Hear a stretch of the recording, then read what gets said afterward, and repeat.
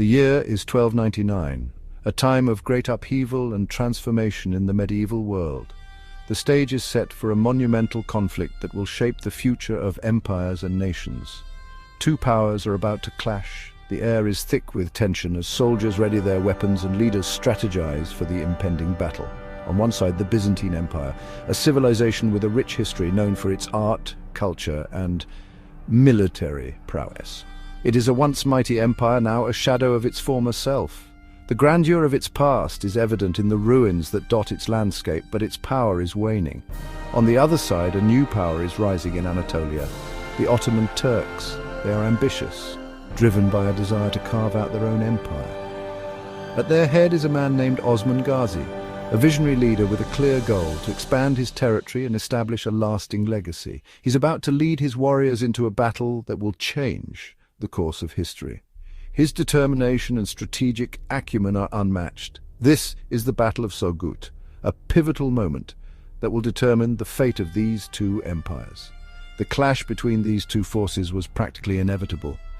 The Byzantines, weakened by internal strife and external pressures, were vulnerable. The Byzantines, for all their history and grandeur, were a dying empire. Their once formidable military was now a shadow of its former self.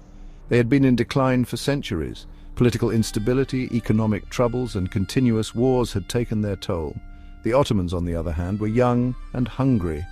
They were eager to prove themselves and expand their influence. They were led by a charismatic leader in Osman. His vision and leadership inspired his troops, giving them the confidence to take on a much larger and established empire. He could sense weakness in his enemy. Something had to give. The stage was set for a confrontation that would echo through the ages, reshaping the map of the medieval world. To understand Osman, the founder of the Ottoman Empire, you have to understand his father, Ertuğrul. Ertuğrul was not just a father. He was a visionary leader who laid the foundation for what would become one of the most powerful empires in history. Ertuğrul led a band of Turkish nomads, a resilient and determined group of people who were constantly on the move, seeking a place to call home. They fled the Mongol conquests in the east, which were devastating and left many homeless and in search of safety. In their quest for survival, Ertuğrul pledged allegiance to the Seljuk Sultan, a strategic move that would secure his people's future. The Sultan was based in Konya, a significant city that was the heart of the Seljuk Empire. In return for his loyalty, Ertuğrul was granted a small territory, a place where his people could finally settle and thrive.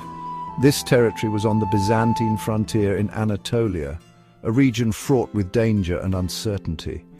This was a dangerous place where survival required constant vigilance and strength. The Byzantines were still a threat, always on the lookout for opportunities to reclaim their lost territories. Raids and skirmishes were common, as both sides vied for control and dominance in this volatile region. But it was also an opportunity for Ertuğrul to prove his leadership and military prowess. Ertuğrul was a skilled warrior and a shrewd leader. He expanded his territory, not just through force, but through strategic alliances and wise governance. He built a power base that would support his people and ensure their prosperity for generations to come. He did this for himself and his people, creating a sense of community and belonging that was essential for their survival. He also did it for his son, Osman, instilling in him the values and skills needed to lead and expand their legacy. Ertuğrul's legacy is not just one of conquest and expansion, but of resilience, strategic thinking, and the unyielding spirit of a people determined to carve out their place in history. The late 13th century was a dark time for the Byzantines. Once, their empire had spanned vast territories.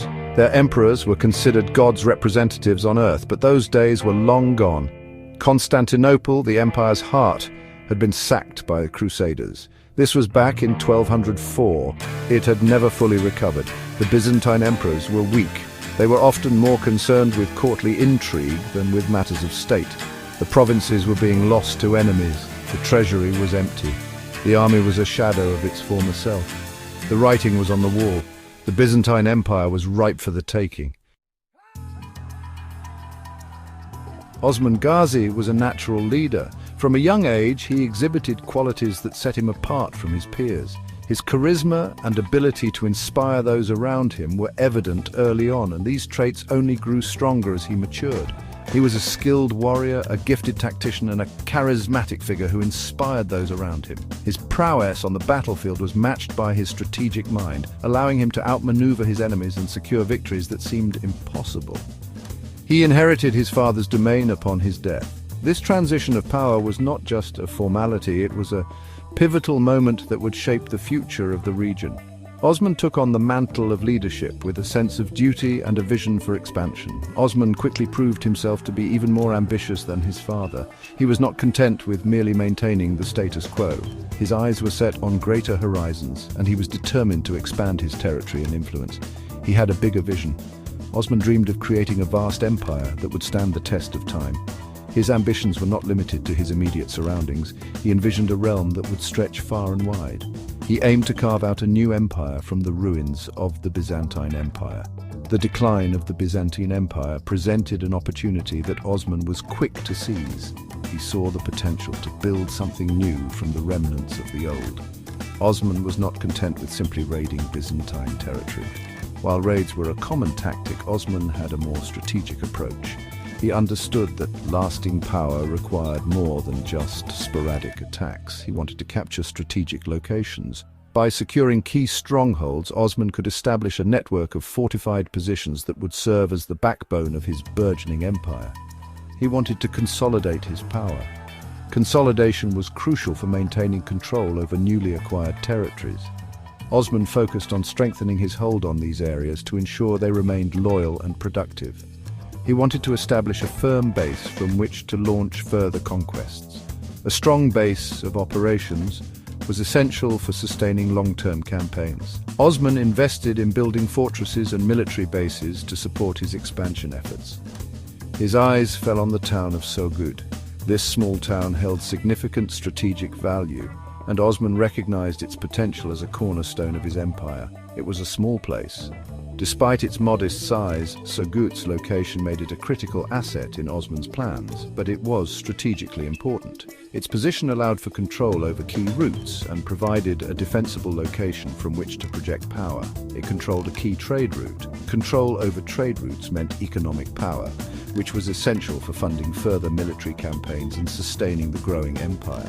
It would be a stepping stone to greater things. With Söğüt as a foundation, Osman could launch further conquests and continue his quest to build a lasting empire.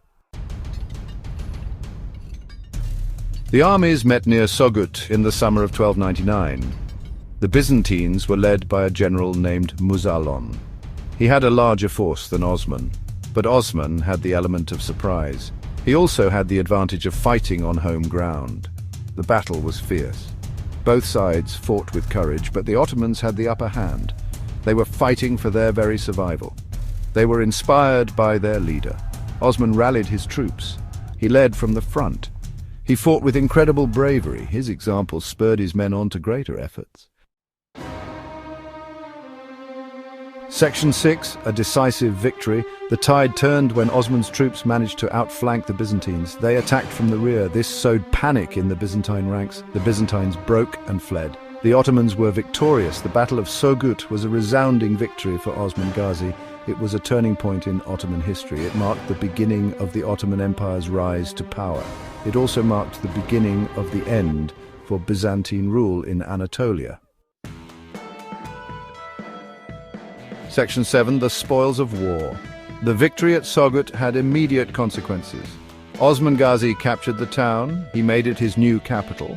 This gave him control of a key trade route. It also gave him a strategic base from which to launch further conquests.